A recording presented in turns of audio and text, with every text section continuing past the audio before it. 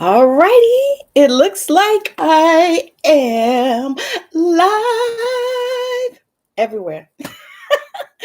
So thank you for joining me. This is Tammy Morrison. I am live on Facebook. I'm also live on YouTube. I'm also live on TikTok.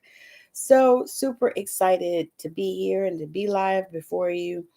So I'm working on lessons learned from a queen. And in this case, the queen that I'm talking about is Queen Charlotte from the Bridgerton series. So now I'm not talking about, I'm not going into history or anything like that for my people that, say, oh, it's not the same, blah, blah, blah, whatever. But I'm not talking about that. I am talking about strictly from the Queen Charlotte series on Netflix that is a part of the Bridgerton series. So, and talking about that, I am so excited to be here, y'all, because I have been wanting to do this particular series for a minute. So I'm going to be coming on here on Tuesdays and talking about the lessons learned from the Queen, because really we could all learn lessons from that show because that show was fire. And I hope that y'all liked it. And I hope there are people on here that enjoyed it. And if you didn't enjoy it, I'm sorry. But I did. But the first lesson that I'm going to talk about is she had to embrace who she was. She had to embrace who she was. So she had to figure out and she had to know who she was. That was a thing. And the thing about it is there's so many of us out here that want to know who we are, and a lot of times we know exactly who we aren't. We know who we don't want to be, we know who we aren't.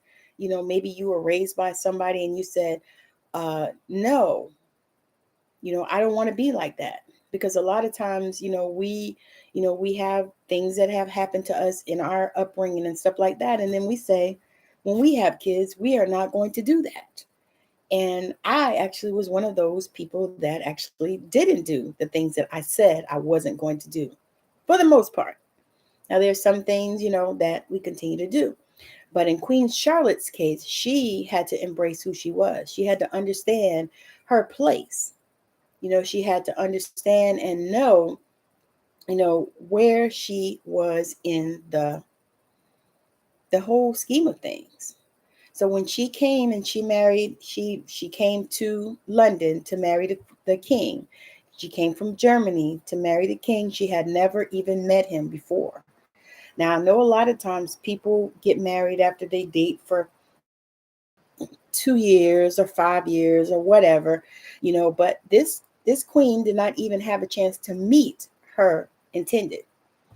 And she actually was trying to climb the wall to get away from meeting him when she met him in the garden. So it makes you wonder if he was not only there for the same reason that he was, wondering whether or not he should marry her and all this stuff. They didn't explore that in this particular series at that time. However, we do know that actually both of them were missing. And so once she realized that she was to be the queen and she really didn't have any choice in the matter, then she had to start and begin to embody exactly what that was and to take her place. And so as she got on with things and as she began to understand, not only that, she had to recognize and realize her power, the power that she carried implicitly within her, not only just as being the Queen of England, but also because she hadn't gotten to be the queen at this point. She hadn't married the king yet, but she had to understand that that was a part of what she was going to be doing. And she had to understand her responsibilities. And so as she began to embrace who she was, and then once she married this king and she became the queen, and she was able to begin to step into her queendom. And so many times that is something that we need to do, especially as women. We need to step into and embrace who we are, embrace our queendom, and actually begin to know that we are creators. And to be honest, it's not just women, it's everyone. We all need to step into the knowledge that we are creators and that we are here to create our life. We're just not here to be at the mercy of a life that we don't enjoy or don't love. So as the queen went on and as she began to understand who she was, and she began to know, that not only was she there to be the Queen of England, but she was the king's, um, she was actually, how do I say this? She was actually grounding for the king. Now he had these mental issues that nobody schooled her on. She didn't know, and she was 17 years old. So she probably hadn't seen anybody act in the way that he did. And they actually kept that from her. All the servants tried to keep it from her. His mama tried to keep it from her because his mama knew that boy was crazy. And so she had to deal with that. And so as she started dealing with that, she realized that as an empath, that because she was an empath, as an empath, she was able to calm this boy's spirit down. And she had a way with him that, she just had to embrace it. She probably didn't even realize that this was something that she did. She probably didn't realize that. However, as she began to realize that, and as she began to just embrace who she was, and as she began to step into being the queen, because that can't be an easy job, especially at 17. And then when she began to know that, yes, she is the queen, and I think he shared it with her that she could do anything or whatever. But then she realized that in her position, there weren't a lot of things that she could do. And she didn't have access to a lot of friends, or people that were equal that she could actually have conversations with, because of course during that time she wasn't really supposed to be having deep conversations with her staff and stuff like that. But she did because that was who was around her and who she was allowed to be around at that time. And so one of the lessons that I truly believe that we should all learn is we have to learn how to embrace who we are. And when I say embrace, I also mean create, because when you embrace who you are, it's because you know who you are and you found out who you are. And so as you do that, you can create who you are. So she created that space, even though she married the king and so she was going to be the queen, but she created that space. She took up the space that she required, even though they tried to keep her from seeing the king. They were always trying to keep her from doing all kinds of stuff. But you know what? She wasn't having none of that. She wasn't having none of that. I honestly think that she reminded me a lot of myself. And I think that's probably why I love that show so much. But she wasn't having none of that. They tried to keep her from, seeing the king. They tried to keep her from having any influence on the king, but she was the queen and she knew that she was the queen. Why? Because she embraced who she was. When she realized that her circumstance had to, hey girl, how you doing? When she realized that her circumstance had to change, and then she realized, what she wanted, because that was the other thing. She had to kind of sit back and say, you know what, this is what I want, but I'm gonna have to do this strategically, because it was a strategic way to do it. And so that is the same thing that we deal with on a regular basis, especially as women, because I can speak to women because I'm a woman, but I know that that's something that we deal with, because I have clients that have shared that kind of stuff with me, that is something that they deal with. Really beginning to step into and embodying who they are, and looking deep on the inside, because that's another thing that she did. She thought that maybe it was her fault, what was going on with the king, or maybe there was something that she could do in order to help him. And it was, to a point, there was something that she could do, because she was such an empath and she had such a sweet spirit and she had a gift, to help this man to be grounded. And that actually is something that, many women are gifted with. Honestly, most of us are. Most of us are gifted with the ability to help people to chill, calm down, settle down, be at peace, And so that was one of the things that she had to do. But she embraced that. She had to embrace and just say, hey, you know what? You know what?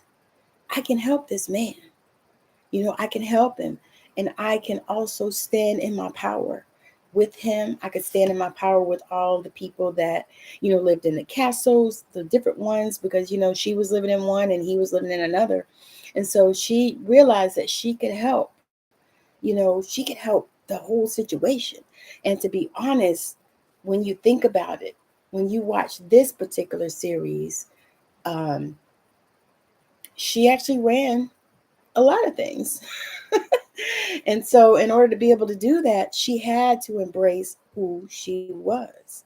She had to understand and embrace who she was, and she had to stand in her power, which is something that we need to do anyway. And is super excited that we can do it, that it is possible for us to do. So again, lessons learned from a queen. She had to embrace who she was. She had to release limiting beliefs and focus on the task at hand. She had to decide that she wasn't going to be a regular queen. She was going to be a queen that was a queen. She was going to be a queen that had power. That is what she decided, and that was what she embraced. And she embraced being the goddess, really, that she was. And that really is what I believe that we should do. I believe that as women, we have to begin to embrace the goddess that we are. Embrace that beautiful spirit that lives right here inside of us. We have to embrace the God that we understand. God, source, universe, whatever it is that you understand. Thank you so much for the gift, baby. But you have to embrace that. And so when you get to the point where you understand that, some of the beliefs that you had are so limited and you need to set them to the side, or you need to just get rid of them, drop kick them, put them wherever they need to go. But you need to let them go so that you can stand in your power, so that you can begin to embrace who you are, so that you can step into your queendom, because we are all queens and kings. So if you can step into your queendom or your kingdom and understand that, you are supposed to rule and reign in your own life, that is really, really what it is. And that's really what she did. She made her own set of rules, even though there were rules that they had, and there were things she couldn't do and all these other kind of stuff. But she stepped in and she made her own thing. It's like she set her own agenda. And so that is really what we need to do. And that is one of the things that I help my clients with, is embracing who they are. And actually, before we can even embrace who we are, we got to know who we are. So that is one of the things that I help my clients to do.